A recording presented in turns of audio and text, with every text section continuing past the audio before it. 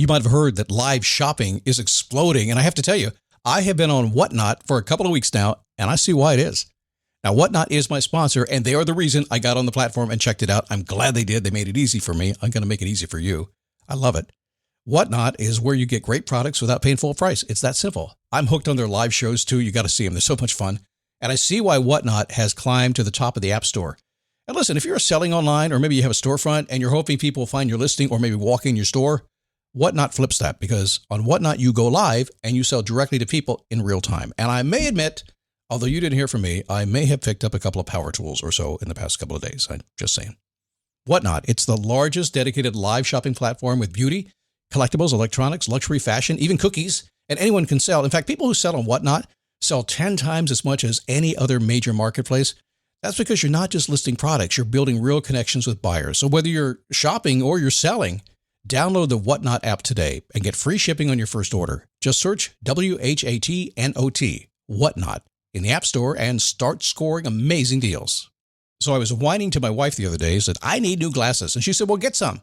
I couldn't tighten them anymore. They were scratched. You know the thing, right? But I didn't want to go through the process because you have to make the appointment. You have to spend weeks to get them done. And you got to pay a fortune, right? That's real.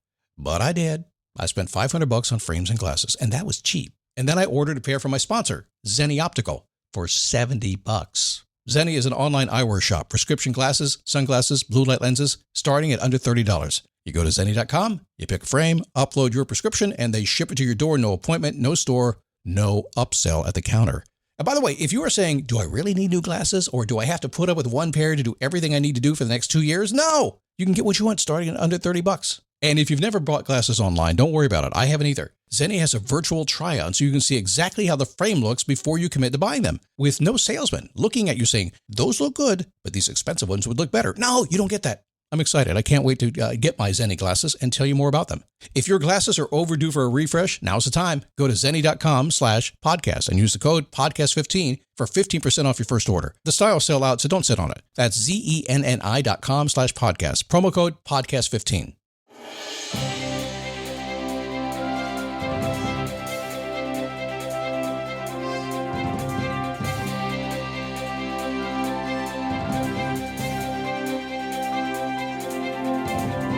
What's happening? Happy Tuesday. Get on in here. We got stuff to do. Today's going to be a shorter show. Yesterday was a longer show. Friday was a longer show. I cannot keep giving you 13 or 14 minutes of Scott. I mean, your head would explode. I just can't do it. So maybe today I'll get back to normal, but no promises. We'll see what happens. I'm going to talk about talking today. I have some expertise in talking. I've done it a long time, but in particular, I'm talking about conversations. And one of the things that I do is I help coaching clients with conversations. I'll explain what I do there in just a moment. But I'll give you some ideas about how to deal with a conversation that maybe doesn't feel quite as good. We talked about this several months ago, but a client brought it up to me again yesterday, so I thought I'd bring it up to you, okay? It is a daily boost from motivationtomove.com since 2006 doing this thing. Hanging around, fiddling around, fooling around, walking in here with some words. A lot of words. A good dose of wisdom in this place. And you need some wisdom. And a few wisecracks along the way as well. If you can't have fun, don't do it. And by the way, a lot of people will hear me say words, wisdom, and wisecracks, and this guy's not for me. He's not serious about life. I assure you that I am. I assure you. Test me on that. I assure you I am. Anyway, good to have you here today. What do we do? Let's get to it. Why not? It's summertime. Let's go do our thing. Let's have some fun. So Tim Ferriss wrote a book called The 4-Hour Work Week. Have you read it? I think it's been reproduced, I don't know, how many editions now? It's been 17, 18 years, maybe almost 20 years since he wrote that book. And kind of started the whole VA thing, virtual assistant deal. The next kick for virtual assistant was Dan Martell's book, Buy Back Your Time. I mean, I don't think there was anything in between that really had the kick that he had. But anyway, let's keep it on Tim Ferriss. 4-Hour Work Week, and he spoke a little chapter in there called An Uncomfortable Conversation. How do you have that? And this kind of dovetails a little bit with the whole criticism cookie thing. Hey, how you doing? You look great. By the way, I notice your work is not up to snuff these days, but I love your energy in the office. Boom, your sandwich is like an Oreo, right? Everybody likes the cream in the middle, okay? The cookies are fine, but everybody wants some fluffy stuff in the middle. The uncomfortable conversation is a big deal, and I bet you've had many in your life. How many have you had? Think about it. This is when you just don't want to have the conversation. This is one of the moments when I live in. It's kind of two moments. First off is, why are you making me have to do this? Have you ever had that conversation with yourself? It's like, okay, somebody just did something. Why are you making me have to do what I'm about to do to you? I don't like it. I've gotten very used to it, though. And the other thing is, why are you making me say this to you? Why are you making me do this? Now, sometimes if I'm mentoring, it's okay, depending on where you are on your path. If you're younger, or if you're an employee I'm trying to train or something like that. If you've just been defiant of being a good person your entire life, I really mean it. Why are you making me do this? But we all will do what we have to do because we're good people, right? We want to help people along the way. So you've had a lot of these conversations. You may be having one right now. But how do you use them to get roadblocks out of your way? Now, this is a great point, an uncomfortable conversation. And you may not have used those words. Tim Ferriss used that word. Use it. It's fine.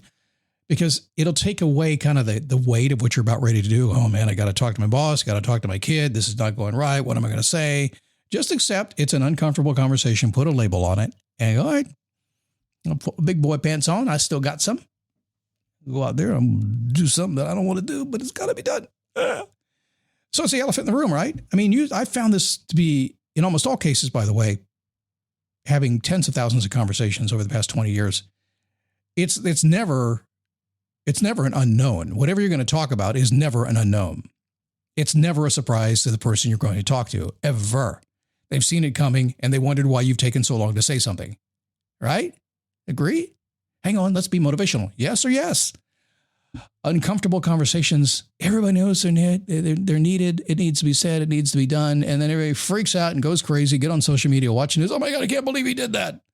It's about time. Everybody knew it was coming. You just have to acknowledge it. It's about clearing the air. It's understanding. It's knowing where others stand. So my client just yesterday, as a Thursday morning phone call, had to have a client conversation. And it was a good one. It was about something that wasn't benefiting the client. It was employee involvement, things like that. Won't go into details of that. But nonetheless, he had recognized that he was hired to basically have her back, to keep an eye out for things. And he said something to me that caught my ear. He said, yeah, I'm trying to just figure out a way how to bring it up, how to softly bring it up. I said, what? What do you mean trying to figure out a way to bring it up? I mean, he says, well, I said, is she one of those people that if you bring up something that she might perceive as negative, that might be a problem with you? He goes, no, she's really good. I said, So why are you spending any time at all trying to figure a way to bring it up? Because aren't you hired to bring up the things that are affecting your business? Yeah. Aren't you going to have more integrity if you actually do your job? Aren't you going to come across as more caring if you step up and say, hey, I've been thinking about you. We got this thing going on. I need to talk to you about something. Isn't that going to be better? And you see his eyes just kind of going, okay, wait a second. It can't be that easy. See, here's the thing. Anybody that you're going to have an uncomfortable conversation with, particularly if you're in a relationship with them, you already know it needs to be said. You know it's coming. They know it needs to be said. They know it's coming. It's already there. Boom. You may as well get it done and get it out of the way. Now, I'm going to stop and pause before I go into how to do this, because I will tell you that I am so good at uncomfortable conversations. I need to hold back. See, I just want to get it out of the way. I don't want it to fester at all. So the very minute I come up with something that is it's going to be uncomfortable, I turn right back into it. Hang on, I got a minute. Let's do it now. Don't do that. That's a flaw that I have, and I've had to work on my timing, because sometimes when I do that, I come back so strong, it's not a good experience. So don't run out today and say, Scott did this thing. This is a great idea today. I got 5. They're done before 5 o'clock. I wouldn't suggest that. Take a breath. Okay, how do we do an uncomfortable conversation? Study and play come together on a Windows 11 PC. And for a limited time, college students get the best of both worlds. Get the Unreal College Deal. Everything you need to study and play with select Windows 11 PCs. Eligible students get a year of Microsoft 365 Premium and a year of Xbox Game Pass Ultimate with a custom color Xbox wireless controller. Learn more at windows.com/student offer. While supplies last. Ends June 30th. Terms at aka.ms/collegepc. Well, first, be direct and get to the point. I tend to say we need to chat. That's it. Just get into it. Don't beat around the bush. Don't talk about the weather. Don't take a minute to talk about everything else. How's the kids doing? Everything good, man? Haven't talked to you. No, hey, man, I need to talk to you. It's about, boom. I've been thinking about this. Have you noticed we have a problem here? Boom, boom, boom, boom, boom, boom. We'll get right to the point. Don't be mean. Don't belabor the point. Now, by the way, I'm assuming this is a relationship that you've already got. it's a close relationship with you. If you've got somebody who's a little more separate, so maybe it's employee down a couple ranks, right? You don't know them all that well. Yeah, you're going to have to warm it up a little bit before you get into it. Just a little bit. Don't go crazy. I'm just saying, everybody knows it's like, so-and-so wants to see you in their office. Get up there now. Well, you know how that feels like. You got somebody walking into your office to come have a meeting with you. You know what they're thinking anyway. Why would you say, how you doing? How are the kids? Everything okay? No, just say, hey, come on in. I got to talk to you about something. Boom. That's the first step. Get right to the point. Number 2, ask a question. Say what it is. Keep it real. Don't get emotional. Don't stop until you completed your thought. Don't go too far. Think this through in advance. A lot of us have worked through things in our head. We figure out, we call it a pre-planned response around here, but when I say a pre-planned response, I don't want you to write a book and take an hour to deliver it. It should be very quick, succinct, right to the point.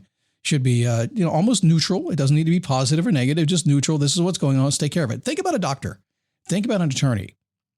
If they have a problem, what are they going to do? Hey, man, we got a problem. I need to talk to you about this. And they parse their words and they just tell you what the problem is and say, here's a solution. Think about it that way.